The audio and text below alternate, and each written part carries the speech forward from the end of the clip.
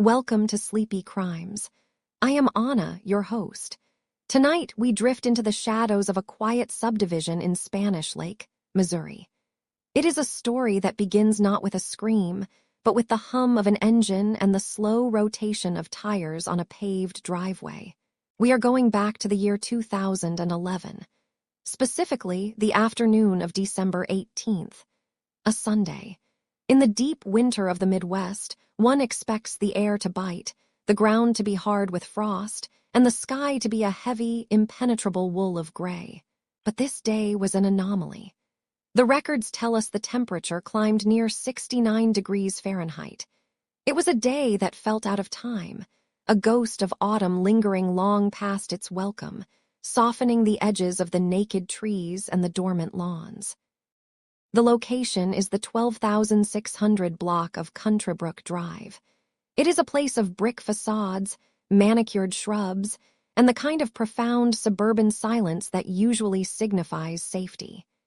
Here, the Coldon family lived. Lawrence and Goldia and their daughter, Phoenix. Phoenix was 23 years old. A young woman of talent and faith, a fencer, a musician, a student. She had spent the morning at church with her mother, a ritual as steady as the rising sun. They had run errands afterwards, the mundane choreography of a weekend, grocery bags rustling, the click of seatbelts, the low murmur of conversation about the coming week. By 2 o'clock in the afternoon, they were home. The groceries were unpacked. The house settled into that heavy, post-church lethargy.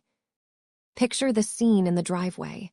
The light is beginning to slant, casting long, thin shadows across the concrete. Phoenix is outside. She is wearing comfortable clothes, the uniform of a relaxed Sunday. Gray sweatpants, perhaps bearing the logo of her university, and a dark hooded sweatshirt to guard against a chill that wasn't really there. For a while, she shoots a basketball through a hoop in the yard. The rhythmic asterisk thump, thump, swish asterisk of the ball is the only disturbance in the air. It is a meditative sound, repetitive, soothing, but soon the ball stops. Phoenix moves toward the vehicle parked in the driveway. It is a 1998 Chevrolet Blazer, black as midnight, a boxy, reliable machine with tinted windows. She climbs into the driver's seat. She does not start the engine immediately. This was a habit of hers, a small quirk known well to her parents. The car was her sanctuary, a private booth where she could talk on her phone away from the quiet acoustics of the house. She sits there, surrounded by the clutter of her daily life, her glasses, her shoes, a purse. The interior of the Blazer smells of old upholstery and faintly of the outside air she let in. From the house, her father, Lawrence, observes this. He sees the black SUV sitting motionless. He sees his daughter inside. There is no cause for alarm. It is just Phoenix, taking a moment, perhaps talking to a friend, perhaps just thinking in the stillness of the cabin. The clock ticks toward 3 o'clock. The afternoon is suspended in amber. Inside the house, Goldia is resting, believing her daughter is safe in the yard or the driveway.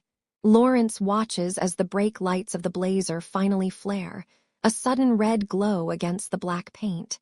The engine turns over with a low rumble, a vibration that travels through the chassis. Phoenix shifts the gear. The car begins to move. It reverses slowly, methodically. There is no erratic speed, no screeching of rubber. It is a controlled, deliberate departure. She backs out onto Countrybrook Drive, the steering wheel turning under her hands. She straightens the wheel. The car faces the road ahead. Lawrence watches her go. He assumes she is making a quick run to the convenience store or perhaps visiting a friend nearby. It is the type of assumption we make 1,000 times a lifetime, that the person leaving will return, that the goodbye is implied, not final. He does not wave. She does not wave back. The black Blazer rolls down the street, passing the neighbors' houses, passing the winter-brown lawns, moving further away from the safety of the driveway. The sound of the engine fades, absorbed by the vast, open air of the afternoon. And then there is only silence. The street is empty. The basketball hoop stands still. The sun continues its slow descent toward the horizon, ignorant of the fact that the clock has just started on a mystery that will endure for years. Phoenix is gone. The engine of the Chevy Blazer fades, swallowed by the distance and the dense, gray silence of the mid-December afternoon. Inside the house, the air is still. It settles around Lawrence like a heavy woolen blanket, woven from the quiet routines of a Sunday that has, until this moment, been entirely ordinary. He moves away from the window, the beige carpet muffling his footsteps, and returns to his chair. The house breathes in a slow, rhythmic creak, the sound of wood contracting as the temperature outside begins its steady descent. It is 3 o'clock. The light in the living room is pale, filtered through the sheer curtains, casting long, indistinct shadows that stretch across the floorboards. There is no reason for alarm. Not yet. In his mind, the map of her journey is small, local, and safe. A quick drive to the convenience store on the corner. A short stop at a friend's house just a few streets away. These are the comfortable, well-worn tracks of a suburban life, the kind of assumptions that parents wrap around themselves to keep the cold at bay. He picks up a magazine, the glossy paper cool against his fingertips, and listens to the rhythmic ticking of the wall clock. Tick, tock, tick, tock. A metronome counting down seconds that feel infinite and inconsequential all at once. Outside, the sky begins to bruise. The crisp blue of early afternoon deepens into a heavy, slate gray as the sun dips lower, rushing toward the horizon with the hurried pace of winter. The shadows in the yard, where Phoenix had been shooting hoops just an hour before, lengthen and merge, swallowing the concrete of the driveway in a pool of gathering dark. The basketball hoop stands like a lonely sentinel, its silhouette stark against the fading light. Inside, the transition is subtle. The corners of the room grow dim.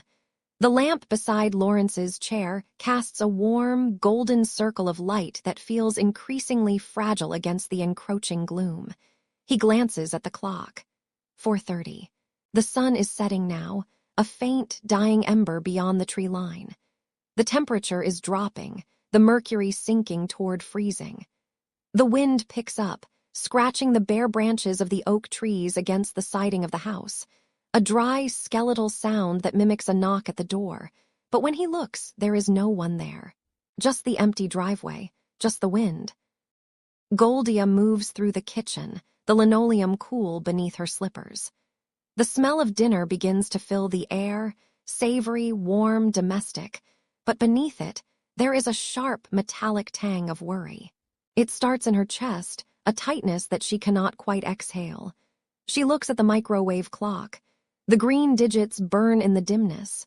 5:15. Darkness has fully claimed Spanish Lake. The streetlights have flickered on, casting pools of sodium orange light on the empty pavement. Phoenix is not home. The routine has been broken. It is a small fracture, a hairline crack in the porcelain of their evening, but Goldia feels it widening. Phoenix never leaves without a word. Not like this. Usually there is a voice calling out from the doorway, a promise to be right back, a casual explanation of her destination. Today there was only the hum of the engine and the silence that followed. Goldia wipes the counter, her hand moving in small, distracted circles. She pauses, listening for the familiar rumble of the Blazer turning into the drive, the heavy thud of a car door, the jingle of keys. But the street outside is silent, save for the occasional rush of a passing car that never slows down, never turns in. 6 o'clock, 7 o'clock. The hours pile up like drifted snow, heavy and suffocating.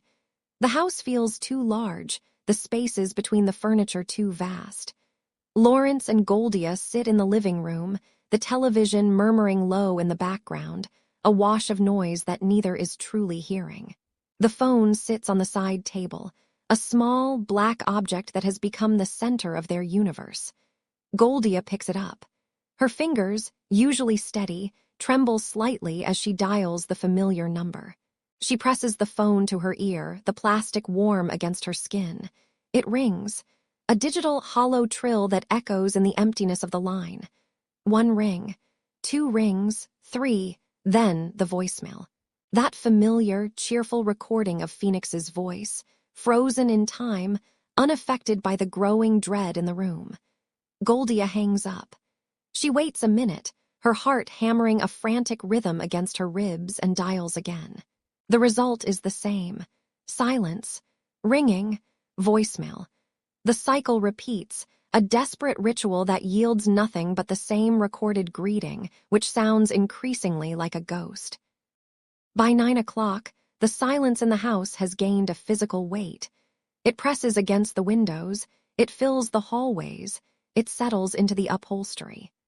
The cold from outside seems to be seeping through the glass, chilling the room despite the heating vents humming their steady, warm breath. Lawrence stands at the window again, parting the curtains with a hand that feels stiff and old. He stares out into the black void of the night. The street is empty. The houses opposite are dark, their windows like shut eyes. He tries to rationalize, to build a fortress of logic against the rising tide of panic. Perhaps the car broke down. Perhaps her battery died. Perhaps she is with a friend and lost track of time. But the logic is thin, brittle as old parchment. It crumbles under the weight of the intuition that is screaming in the quiet room. This is not Phoenix. This is not her way. She is responsible. She is connected. She does not simply vanish into the night without a trace. Midnight arrives not with a bang, but with a slow, suffocating realization. The clock chimes 12 times, each note hanging in the air like a suspended judgment. The day is gone. December 18th has bled into December 19th, and the driveway is still empty. Goldia sits on the edge of the sofa, her hands clasped tightly in her lap, her knuckles white. The instinct she felt earlier has hardened into a certainty. Something is wrong. The air in the room feels thin, insufficient to fill their lungs. They look at each other, husband and wife, suspended in the amber of a nightmare that is just beginning. The phone is silent. The world outside is asleep. But inside this house, sleep is a distant, impossible country. The decision forms in the heavy silence between them, unspoken but understood. The time for waiting is over. The time for assuming is gone. The dark has gathered, and it has taken her with it.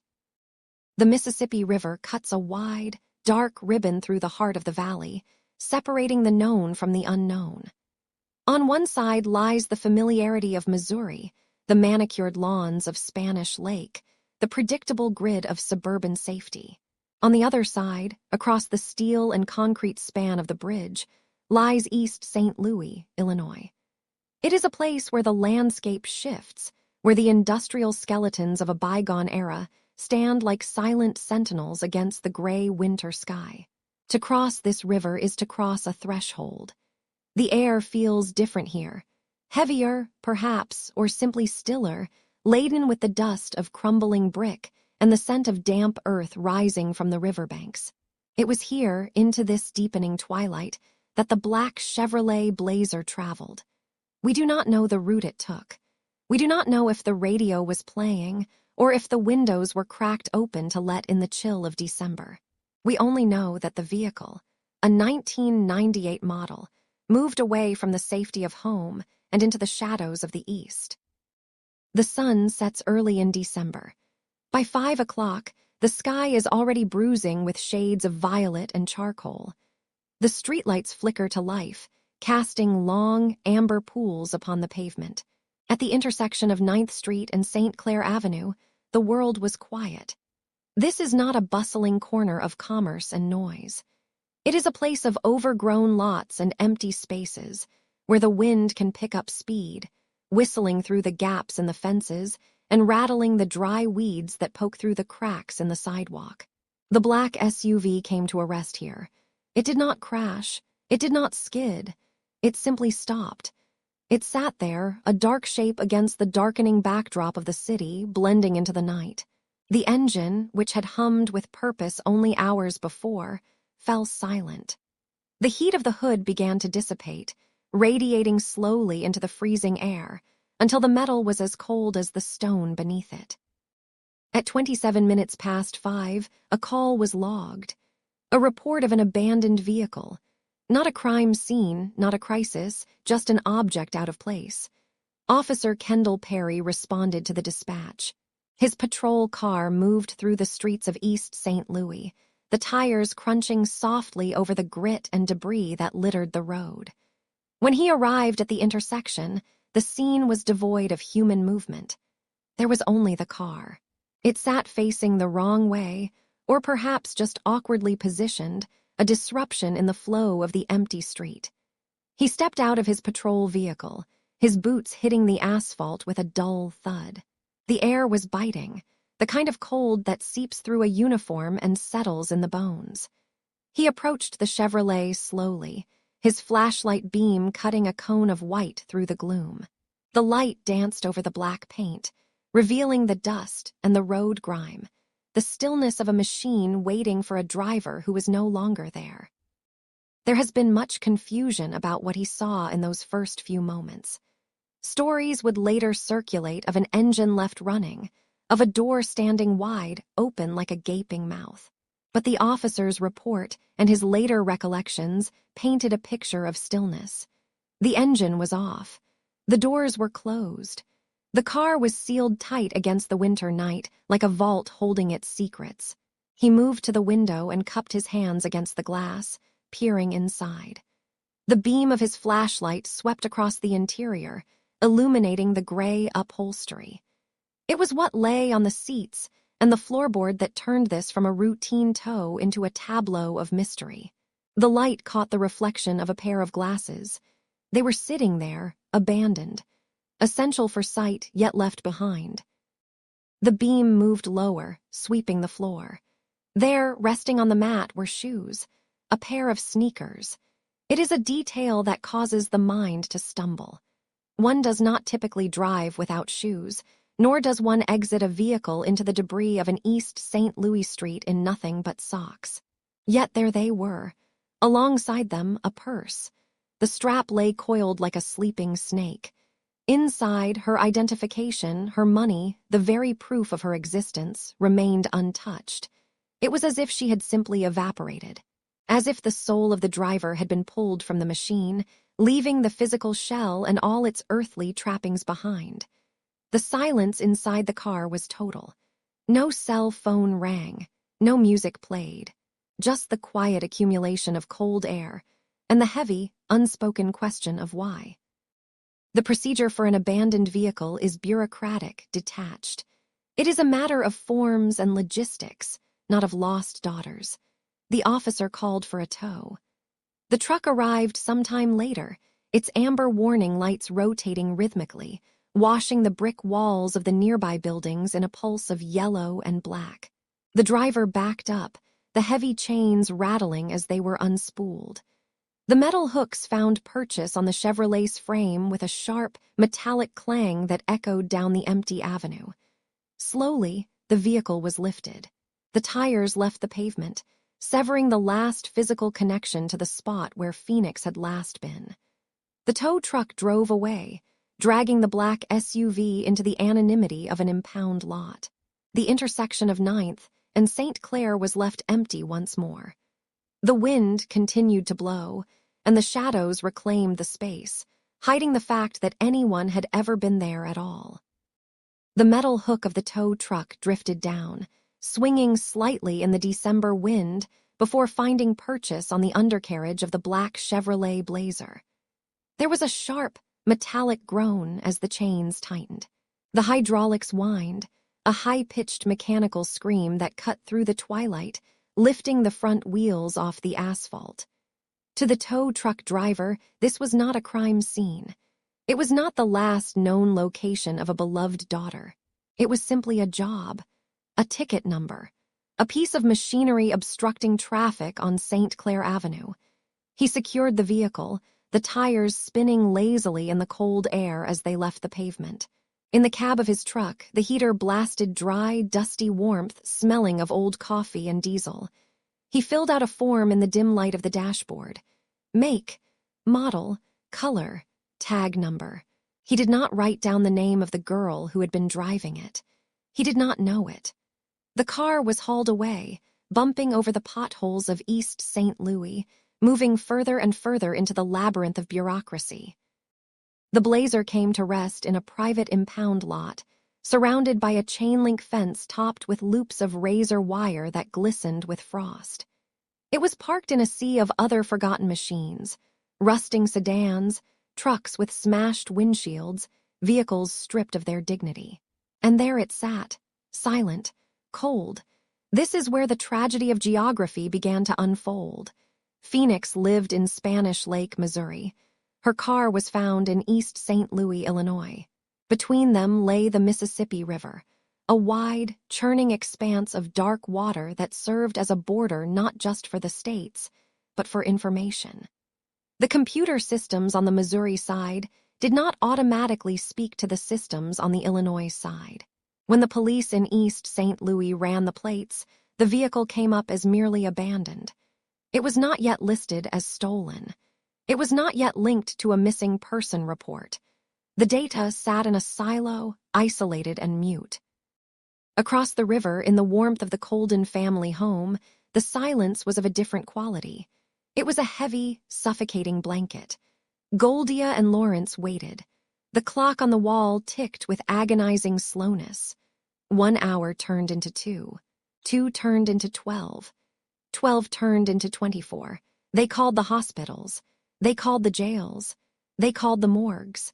Goldia's fingers memorized the keypad of her phone, pressing the same sequences over and over again, only to hear the same indifferent voices on the other end. No, we haven't seen her. No, no one by that name is here. The days began to bleed together. The sun rose gray and set early, casting long, hopeless shadows across the living room floor. Christmas arrived, but it brought no joy, only a magnifying glass on the empty chair at the table. The festive lights of the neighborhood felt mocking, blinking red and green, while their world remained stuck in a monochrome nightmare. They were searching for a needle in a haystack, unaware that the needle had already been found, cataloged, and locked away behind a fence just 25 minutes from their front door. 2 weeks passed. 2 weeks of sleepless nights and prayers whispered into the dark. It was the first day of the new year, January 1st, when the breakthrough finally came. It did not come from a detective knocking on their door with a file in hand. It did not come from a coordinated police task force. It came from the sheer, stubborn will of a family friend who had been driving the streets, scanning every lot, every alleyway, every roadside. They spotted the black Blazer sitting in the impound yard. The recognition was instant, a jolt of electricity that stopped the heart. The call was made to Goldia and Lawrence. The car had been found. It had been there the entire time. The relief of finding the vehicle was immediately replaced by a new, creeping horror. Why had no one told them? Why had the phone never rung? Goldia and Lawrence arrived at the impound lot. The air was biting, the wind whipping across the open expanse of gravel and dirt. The sky was the color of bruised slate. They approached the vehicle, their footsteps crunching on the frozen ground. It looked small, vulnerable, sitting there among the wreckage of other lives. The black paint was dull under the winter clouds. This was the vessel that had carried their daughter away, and now it sat empty. The tow yard employees and the police reports had suggested the car was cleared out. Abandoned. Empty of evidence. But as Goldia pressed her face against the cold glass of the window, peering into the gloom of the interior, her breath hitched in her throat. The narrative of the empty car shattered in an instant. Resting on the seat, clearly visible through the window, were Phoenix's glasses, the ones she needed to drive. Beside them, her purse, her identification, her shoes. The objects were still there, frozen in time, exactly where she had left them. It was as if she had simply evaporated from the driver's seat. The sight was a physical blow. If the police had looked, really looked, they would have seen these items. They would have known immediately that this was not a simple case of a car running out of gas and being left behind. No one leaves their glasses. No one leaves their shoes. The negligence of the delay, the failure to connect the dots, hung in the freezing air between the parents and the car. 2 weeks of potential evidence, sitting untouched, unexamined, while the trail went cold. Iron card. It lay there, a small, laminated rectangle of plastic that held the official proof of a life. The edges were smooth, perhaps worn slightly from being pulled in and out of wallets and pockets over the years. In the low light, the holographic seal of the state of Missouri would have caught a glint of the street lamps, shimmering with a faint, ghostly iridescence. The photograph on the card captured a face frozen in a moment of administrative stillness, eyes looking forward, a name printed in bold black letters below. Phoenix, a name suggesting rising, suggesting fire and rebirth. But here, inside the silent cabin of the 1998 Chevy Blazer, the identification card was not a symbol of movement. It was an anchor. It was the one object a person instinctively checks for before leaving a room, the one thing we are told never to leave home without. To find it abandoned on the seat or tucked into a purse that remained behind is to witness a disruption of the most fundamental order. It implies that whoever left this vehicle did not intend to go far, or perhaps did not have the choice to bring their identity with them. Beside the identification sat the purse itself, a vessel of daily necessities. We often think of a purse as merely an accessory, but in truth, it is a survival kit. It holds the lip balm for dry air, the receipts of past errands, the bank cards that grant access to resources, the keys that unlock safety. To leave it is to sever ties with the mechanism of modern life. The leather, or perhaps synthetic fabric, settled into the contours of the car seat, heavy with its contents. If this were a robbery, a crime of opportunity, this bag would be the first thing to vanish. It would be snatched, emptied, discarded in an alleyway miles from here. But it remained. It sat there, undisturbed, holding on to its secrets. The bank cards inside were not swiped.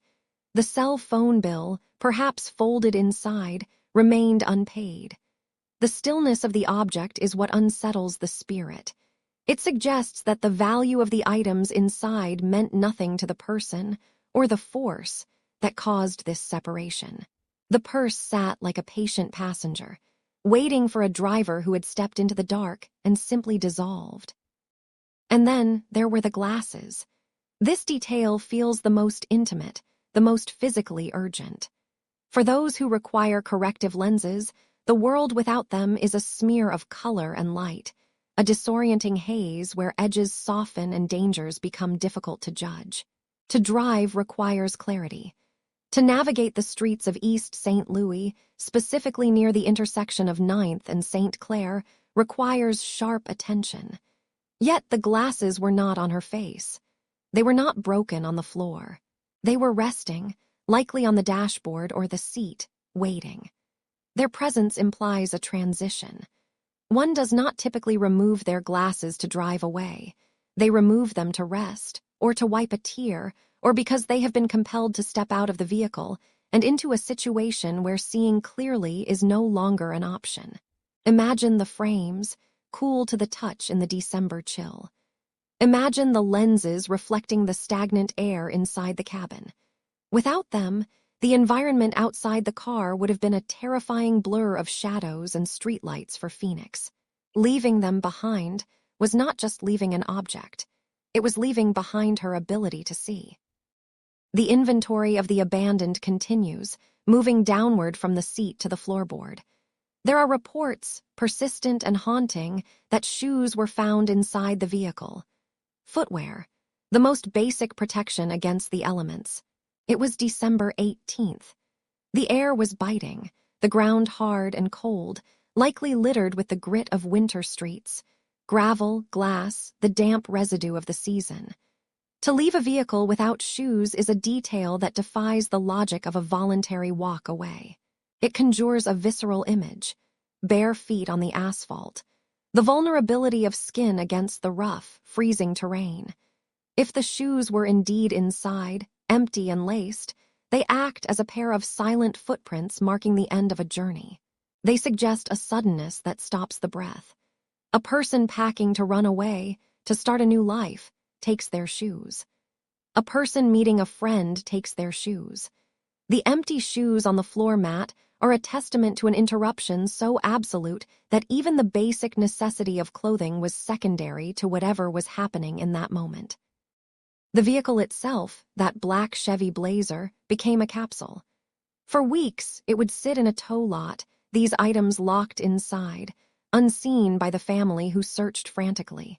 The air inside the car would have grown stale, preserving the scent of the last drive. Perhaps the faint smell of engine oil, old fabric, or the specific perfume she wore. The dust would slowly settle on the dashboard, coating the glasses and the purse in a fine gray film. It is a terrifying thought that while phone calls were being made and flyers were being stapled to telephone poles, the answers, the fragments of her departure, were sitting in a silent, impounded metal box, waiting for a friend to notice the car by sheer chance. The car was not just a piece of evidence. It was a scene frozen in time, holding the shape of her absence. The engine, whether it was found running or silent, eventually went cold. The heat dissipated. The interior became a tomb of personal effects, each one screaming that she did not plan to leave them there. The black Chevy Blazer sat in the impound lot for 2 long weeks, a hollow metal shell collecting frost under the gray, indifferent sky. It was merely a ticket number in a logbook, a nuisance of steel and rubber to the lot attendants who walked past it daily, their breath puffing in the winter air. But when the paperwork finally cleared and the vehicle was released back to the family, it ceased to be just a car. It became a tomb of clues, a confined space where the last moments of a vanished life were suspended in silence. The police had said it was empty. They had glanced inside, seen the mundane clutter of a young woman's life, and deemed it devoid of evidence. But a mother's eyes see differently. A mother's hands do not just search, they mourn. Goldia and Lawrence stood before the vehicle, the cold biting at their exposed skin.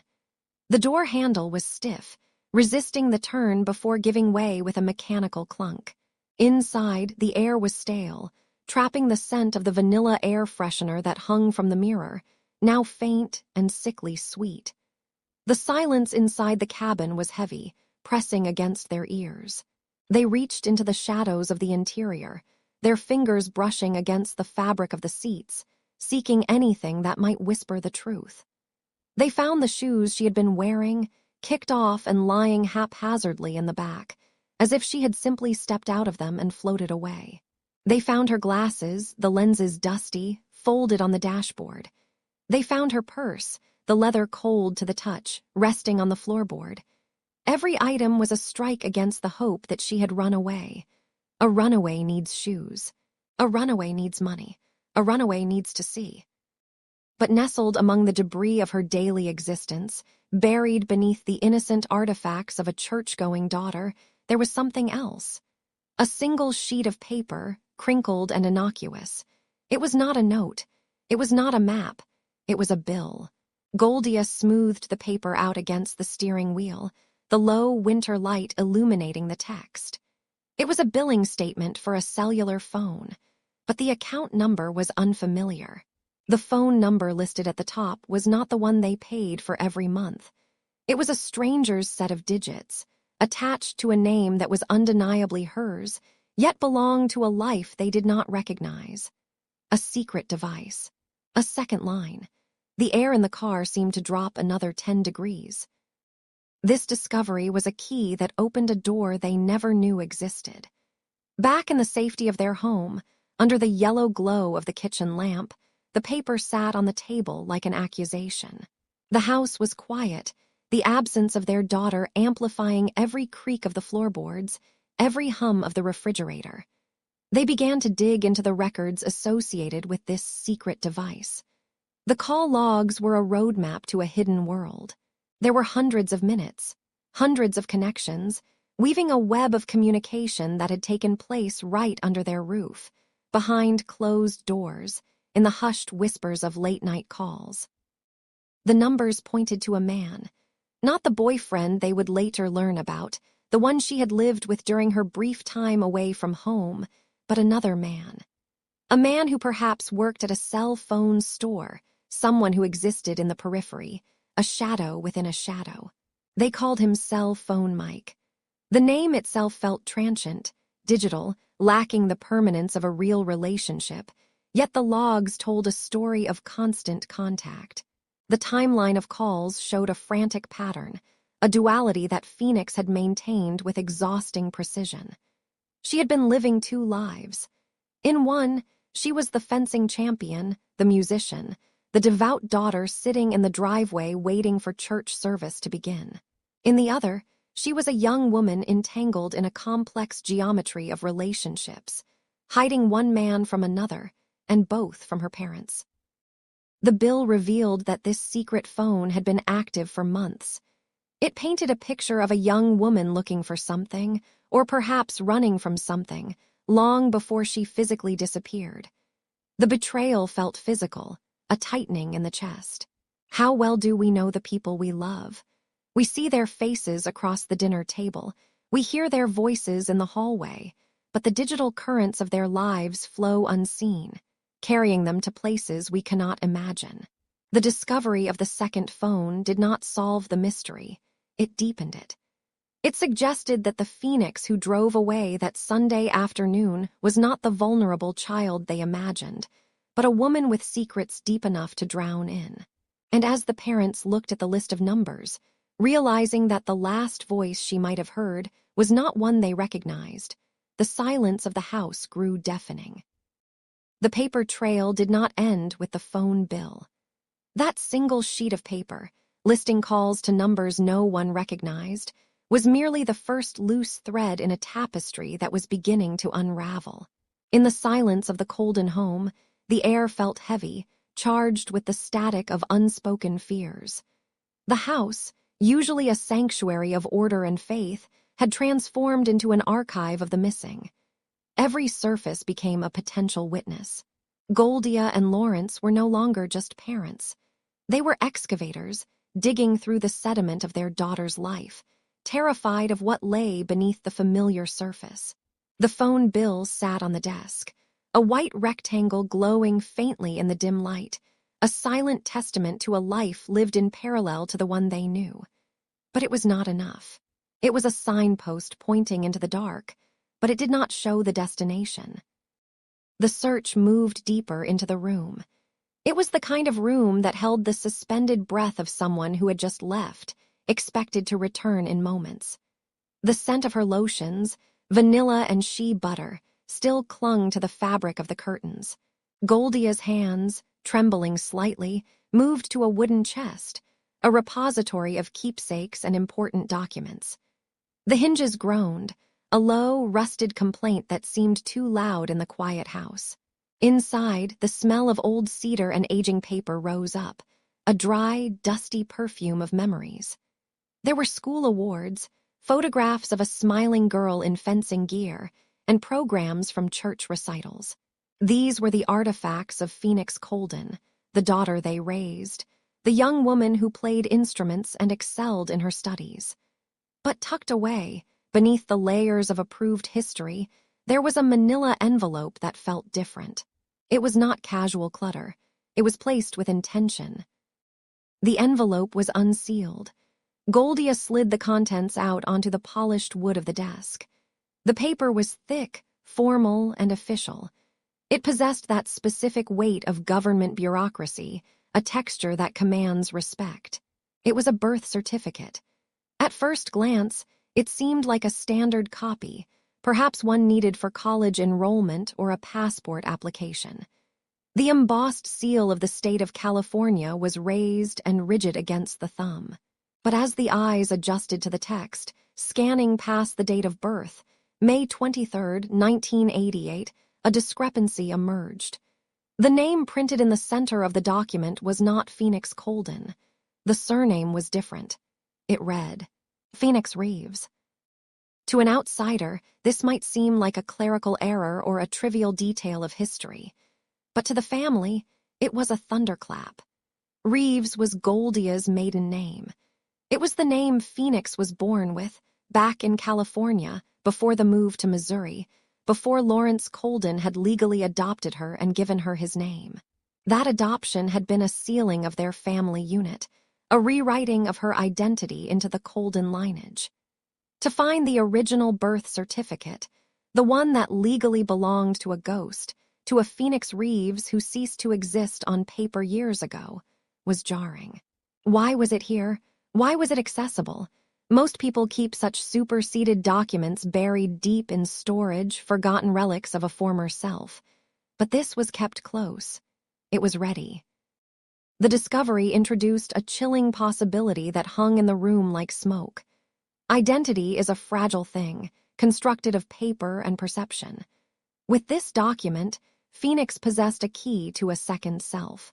In the eyes of a bureaucratic system that often fails to cross-reference every dusty archive, Phoenix Reeves was a separate entity from Phoenix Coldon. She had a valid birth certificate for a person with no recent credit history, no debts, and no baggage. It was the perfect foundation for a fresh start. The questions began to cycle through the minds of those left behind, dizzying and painful. Had she been planning this? Was the collection of this document, along with the secret phone, part of a meticulous architecture of escape? The theory of a voluntary disappearance, which the police would later lean on heavily, found its first tangible anchor in that thick, cream-colored paper. Consider the weight of that choice. To hold two identities in your hands. One is the dutiful daughter, the student, the fencing champion, the girl who goes to church on Sundays. The other is a blank slate, a ghost from California. If the pressure of the first life became too great, if the expectations, the strict household rules, or the secrets she was keeping became a cage, the second life offered a way out. It was a trapdoor. The parents looked at the name, Reeves, and saw a stranger. They were searching for Phoenix Coldon, but the evidence suggested that Phoenix Coldon might have been trying to unmake herself. The room felt colder now. The shadows in the corners seemed to stretch, whispering that they didn't really know the woman who had slept in this bed. The mystery was no longer just about where she was geographically. It was about who she was existentially. And somewhere, out in the vast, indifferent world, a system search might just flicker with a hit on a name that was supposed to be history. The camera of the mind zooms in, not on a grainy security tape, but on the vivid, living memory of a Sunday afternoon. The air is crisp, biting with the specific chill of mid-December in Missouri. It is the kind of cold that stiffens the grass and turns breath into fleeting ghosts of white vapor. Here, in the driveway of the family home on Countrybrook Drive, the world is quiet. It is a suburban stillness, composed of manicured lawns, dormant trees with skeleton branches scratching at the gray sky, and the soft, distant hum of a neighborhood at rest. In the center of this frame sits a black 1998 Chevy Blazer. It is heavy, boxy, a relic of an older time, its dark paint swallowing the weak winter light. Inside this steel shell, Phoenix sits alone. The engine is running, sending a low, rhythmic vibration through the chassis, a heartbeat of machinery that hums against the soles of her shoes. She has just walked out of the house, passing her father in the living room, moving with a purpose that felt distinct, yet unreadable. Now she pauses. This is the moment that hangs in the air, suspended and heavy. She does not put the car in gear immediately. She does not check the mirrors and back out with the casual haste of someone running a simple errand. Instead, she lingers. For several minutes, perhaps 5, perhaps 10, she remains stationary in the driver's seat, enclosed in her private sanctuary. Imagine the sensory details of that cabin. The smell of old upholstery, faint traces of vanilla or stale coffee, the clutter of a life lived on the go. There are shoes scattered in the back, papers, the debris of a student balancing two worlds. The heater would be kicking on, blowing dry, warm air against her face, contrasting with the frost settling outside.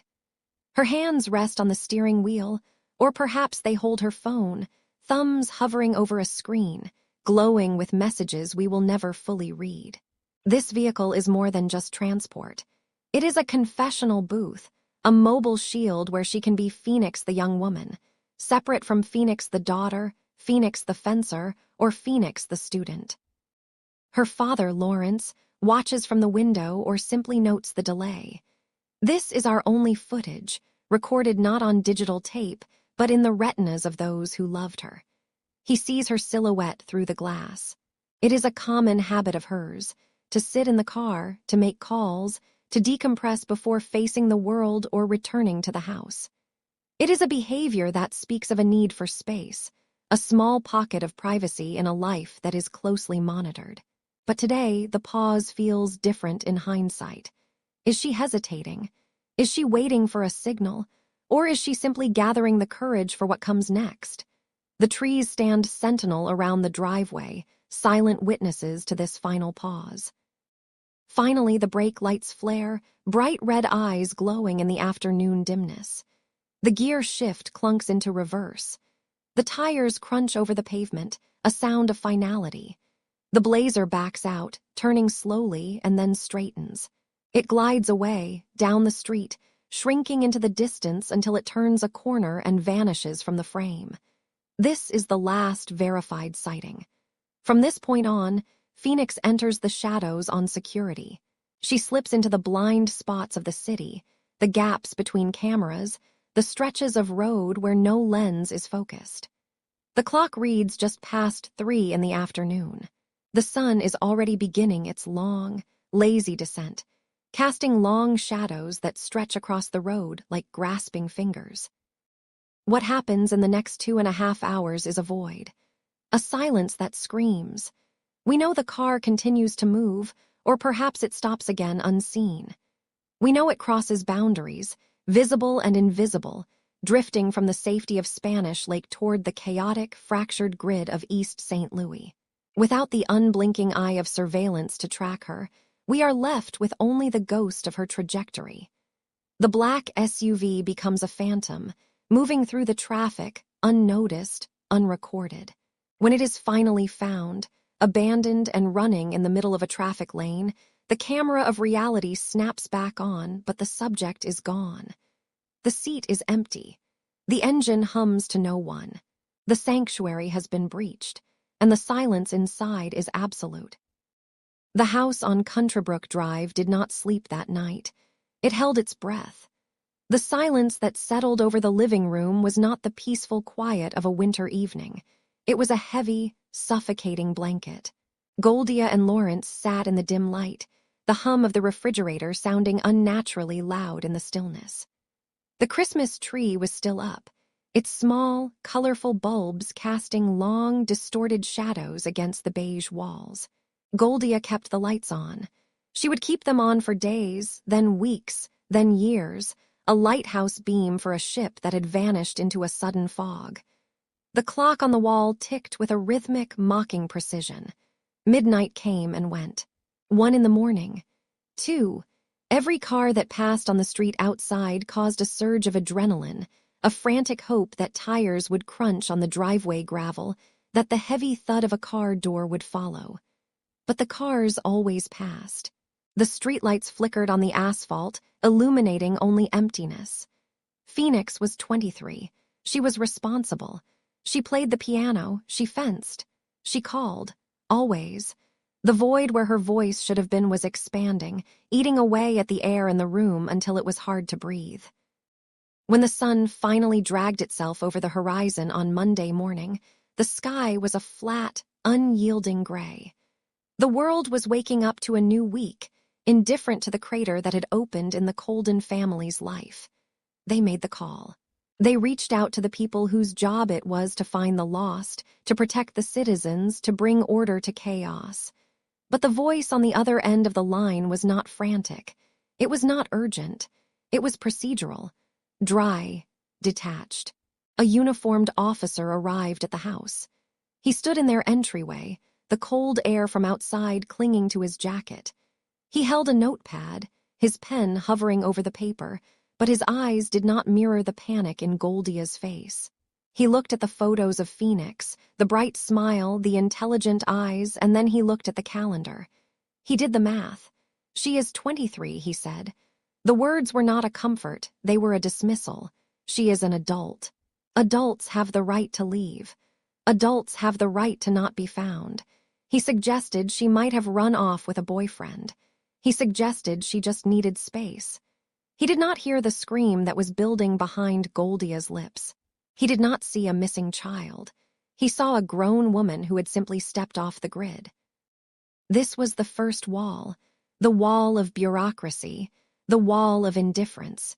It was invisible, but it was made of stone. The officer took the report, but the urgency evaporated the moment he stepped back into his patrol car.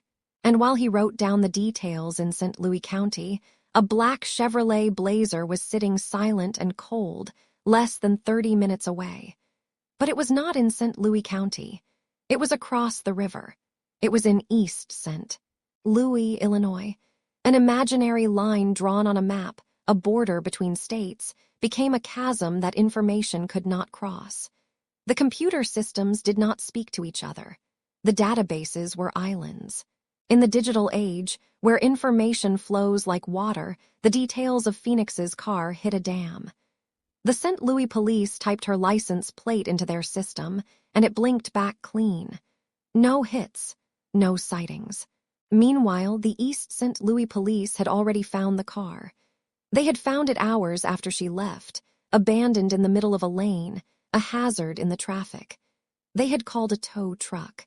They had dragged the vehicle away to a lot surrounded by chain-link fences and razor wire. And there it sat. 2 weeks. 14 days of agonizing silence. 14 days where the car was essentially invisible, hidden in plain sight, trapped in a jurisdictional blind spot. The discovery did not come from a detective knocking on their door with news. It did not come from a coordinated task force. It came from a friend. A family friend, searching on his own, scouring the impound lots, doing the work that the system had failed to do. He found the Blazer. It was sitting in the tow yard, covered in the grime of the city, a hollow shell. When Goldia and Lawrence finally stood before the vehicle, the air was frigid, biting at their exposed skin. They had been told the car was empty. The police in East St. Louis had said there was no inventory necessary because there was nothing inside. But when Goldia opened the door, the lie revealed itself. It was not empty. Her daughter's life was scattered across the seats. Her purse was there, her driver's license. Her glasses Phoenix could not see without them. She would never have driven away without them. Her shoes were there. Who leaves their shoes behind in the middle of winter? The car was not just a vehicle. It was a crime scene that had been treated like a piece of roadside litter. The police had not dusted for prints. They had not swabbed for DNA. They had simply towed it, billed the family for the storage, and let it sit while the trail went cold. The realization settled over Lawrence and Goldia like a physical weight. They were alone. The institutions they had trusted, the authorities they had believed in, were looking through them. They were screaming, but the sound was being swallowed by the vast, indifferent machinery of the state. They tried to get the media to care. They called the news stations. They sent emails. They begged for a camera crew to stand on their lawn and tell the world that a brilliant, beautiful young woman had vanished into thin air. But the cameras were pointed elsewhere. They were pointed at other stories, other faces. Goldia knew the names of the missing women who dominated the headlines. She knew their faces. She prayed for them, too. But she could not understand why her Phoenix, her scholar, her musician, was not worth the same minute of airtime. It was a second wall, taller and colder than the first. The wall of silence. The media called it missing white woman syndrome, a clinical term for a heartbreak that felt personal and cruel. For the Coldon family, it meant that they had to be their own detectives. They had to be their own press agents. They had to be their own source of hope, fueling the search with the last reserves of their savings and their sanity. The days turned into weeks. The weeks turned into months. The house on Countrybrook Drive remained a museum of the moment before the fall. The Christmas tree lights stayed on, burning through January, February, March. The silence in Phoenix's room was absolute. Her bed was made. Her sheet music was stacked on the piano, waiting for hands that did not return. The investigation, such as it was, had stalled before it ever really began. The crucial window, the first 48 hours, had been lost to a computer glitch and a shrug. The car, the only physical piece of evidence, had been contaminated, moved, and ignored. The Coldons were left with a stack of flyers, a drained bank account, and a question that gnawed at them every time they closed their eyes. Where did she go? The world outside continued to spin. People went to work. They bought groceries. They complained about the weather. But inside the walls of the Coldon home, time had stopped at 3 in the afternoon on December 18th, 2011. They were trapped in the amber of that moment, waiting for the phone to ring, waiting for the sound of a key in the lock, waiting for the world to wake up and realize that Phoenix was gone.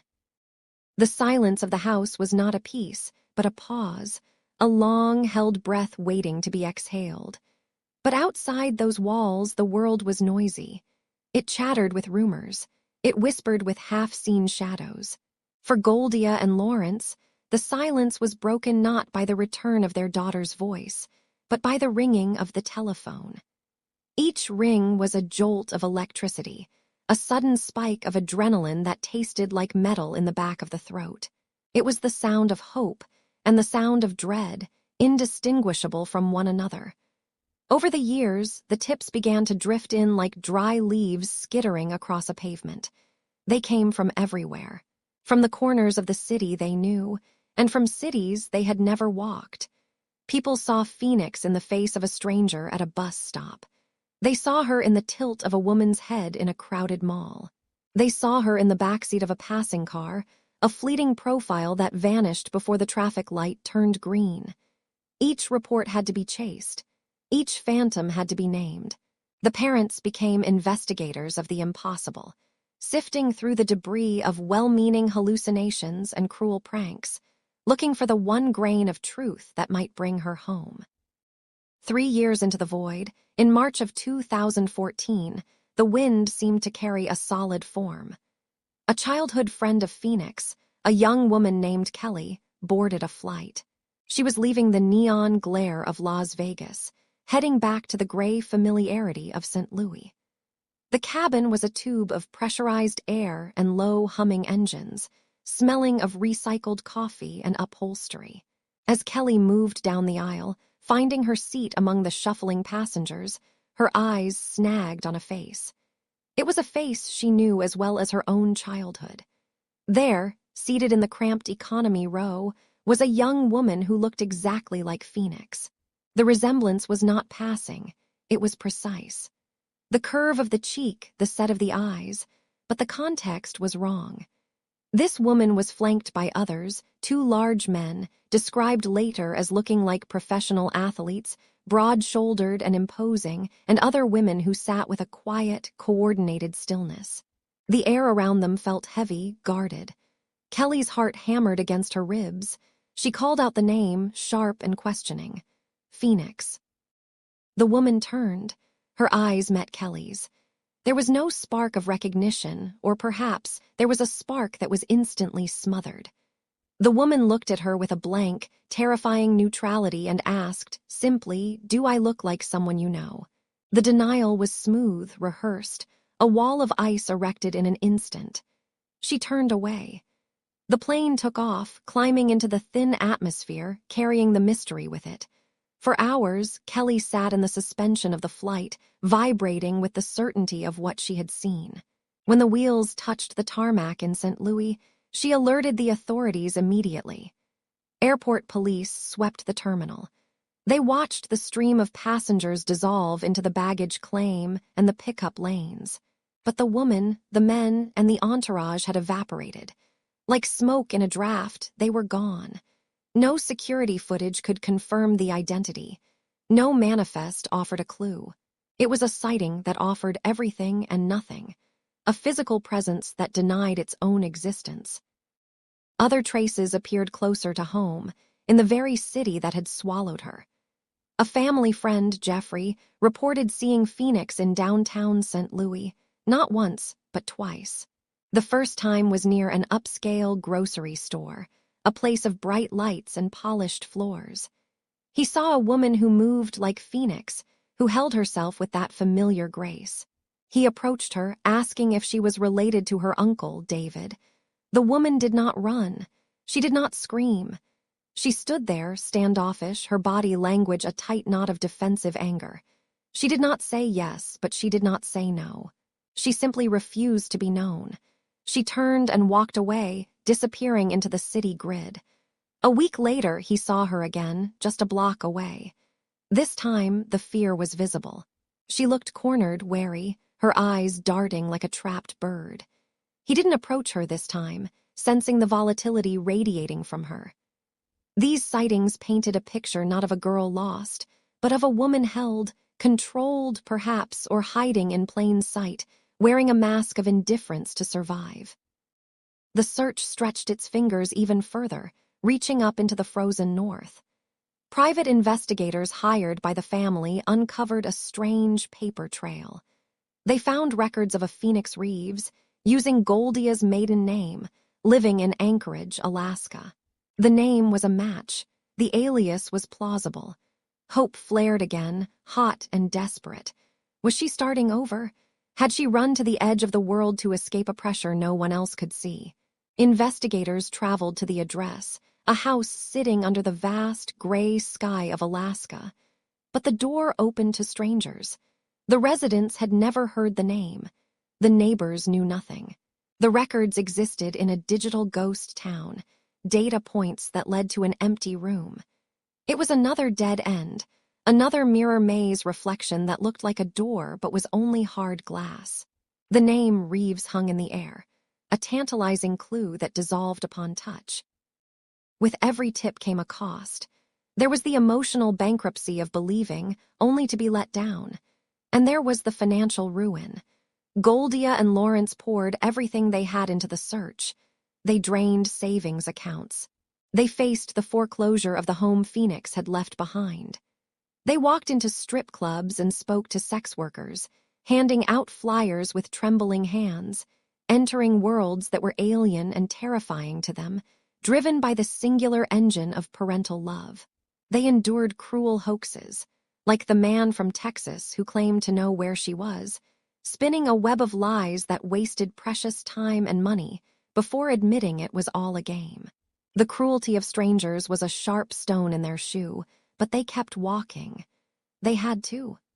Because somewhere, in the hum of an airplane engine, or the shadow of a city street, or the digital whisper of a database, Phoenix might still be breathing. She was everywhere, and she was nowhere. Traces in the wind, blowing through the empty spaces she left behind. The silence in the house on Countrybrook Drive was not peaceful. It was heavy, suffocating, like the air inside a sealed tomb. It had been weeks, then months, and the calendar on the wall turned, but the time inside the Coldon home had frozen on that Sunday in December. In the front room, the Christmas tree remained standing long after the snow had melted and the neighbors had packed away their lights. Its branches, once green and vibrant, were now brittle, dusting the carpet with dry needles whenever a draft moved through the house. The ornaments, silver and gold glass balls that Phoenix had helped hang, were covered in a fine film of gray dust, their shine dulled by the passage of a sorrowful spring and a stagnant summer. Underneath the boughs, the presents sat wrapped in glossy paper that had begun to curl at the corners. They were waiting for hands that had not returned to open them. Lawrence walked past the tree every evening, his footsteps heavy on the floorboards, a ghost haunting his own living room. The mail on the counter was no longer just sympathy cards or flyers. It was a mounting pile of white envelopes with red urgent stamps, mortgage notices, foreclosure warnings. The bank was calling, demanding what was owed, but Goldia and Lawrence had spent everything they had. The savings account, the retirement funds, the equity, it had all been poured into gas tanks, printing shops for flyers, and the high fees of private investigators. Goldia would often retreat to the second floor, pushing open the door to Phoenix's bedroom. The air in there was different, still smelling faintly of the vanilla body spray Phoenix favored and the old paper scent of her sheet music. Nothing had been moved. The bed was made with military precision, the pillows fluffed and waiting. On the desk, textbooks for her classes at the University of Missouri sent. Louis were stacked in a neat tower, their spines unbroken, markers marking pages for exams that would never be taken. Goldia's fingers would trace the edge of the desk, collecting the dust, her eyes scanning for a clue she might have missed the 1,000th time she looked. She remembered the detective urging her to search the room, to look for secrets, for a diary, for a note. She had found scraps of paper, handwriting that was rushed and frantic, but nothing that explained the silence. This room was a shrine, a museum of a life interrupted. To dismantle it would be to admit she wasn't coming back. So the room stayed. The clothes hung in the closet, the shoes sat in pairs by the door, and the parents made a silent pact. The house could be taken by the bank. The walls could crumble. But as long as they held the keys, this room would remain ready for her return. When the sun dipped below the horizon, casting long, jagged shadows across the Midwest, the search moved from the phone lines to the pavement. Lawrence and Goldia, two devout parents who had spent their lives in church pews and quiet suburbs, forced themselves into a world they did not know. They drove the 25 minutes across the river to East St. Louis, where the streetlights flickered and often failed entirely. This was where the black Chevy Blazer had been found, abandoned in the middle of the traffic lane, key in the ignition. Lawrence gripped the steering wheel of their remaining car until his knuckles turned the color of bone. They rolled slowly through neighborhoods where boarded-up windows outnumbered the glass ones, scanning the faces of young women walking on the corners. They were looking for a face that matched the flyers taped to the rear window. Goldia, her heart hammering a frantic rhythm against her ribs, would roll down the window to speak to shadows. They asked the people the police often ignored, the drug dealers, the sex workers, the night wanderers. "Have you seen her?" Goldia would ask, holding up the photo of Phoenix, her beautiful daughter with the bright smile and the fencing foil. The people on the corners would look, sometimes with pity, sometimes with indifference, shaking their heads before turning back to the darkness. Every time the phone rang late at night, the air in the bedroom would electrify. It was a jolt of pure adrenaline, followed instantly by a wave of nausea. Was this it? Was this the call? They had hired a private investigator, a man who promised to dig where the police would not, to follow the threads that vanished into the ether. But the industry of hope is expensive, and it attracts vultures. There were tips that led to nowhere, a sighting in a mall in another state, a girl who looked like her on a bus in Chicago. And then there were the cruelties, the hoaxes. A voice on the other end of the line, whispering, pretending to be Phoenix, only to laugh or hang up when Goldia's voice broke with desperate joy. There was the man from Texas who claimed to know exactly where she was, who kept them on the hook, bleeding them of their emotional reserves until the lie unraveled. Each false lead was a fresh trauma, a reopening of the wound. It chipped away at their spirit, but it never broke their resolve. Goldia famously told a reporter, her voice steady with a terrifying clarity, "Let them take the house. I don't care. All I want to know is where Phoenix is." They were willing to burn their entire existence to the ground if it meant finding a single ember of truth in the ashes. The battle was not just on the streets. It was against the silence of the media. Goldia sat at her kitchen table, a notebook open in front of her, making call after call to local news stations. She pleaded with assignment editors, begging for a segment, a ticker tape mention, anything to keep Phoenix's face on the screen. But the response was a wall of indifference. She was told the story wasn't interesting enough, or simply met with voicemails that were never returned.